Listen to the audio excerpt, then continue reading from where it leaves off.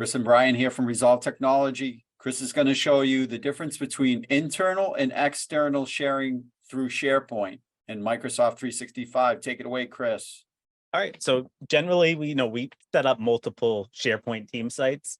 Generally, we have one that's for internal use only, internal collaboration. And if there is, say the engineering team wants to send some things out to a vendor, we generally create a separate SharePoint team site that allows external sharing. So if we actually come into the SharePoint admin center here, so I just have selected this demo tenant, human resources site. If I come down to settings here, currently right now it's set to external file sharing, only people in your organization, but we can change this to existing guests, new and existing guests, depending on how you have your tenant set up, or anyone. Generally, we wouldn't, we'd want to separate internal collaboration and external sharing. We don't generally want, where everyone's internally sharing, we don't want to share that out with the world, so to speak. So sensitive files and things like that, define on internal, external sharing. You want to be careful. Yeah.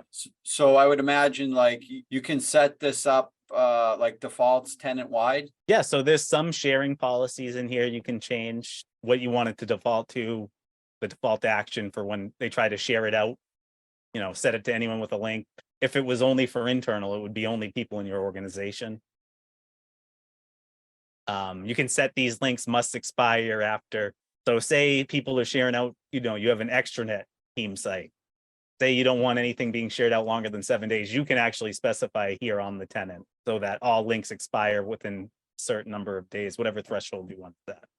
Which is a nice setting because you can't always trust the employee on the other end to go in and check these boxes. And, they want, just like anybody, just like you or I, we all want easy, right? Just hit the easy button.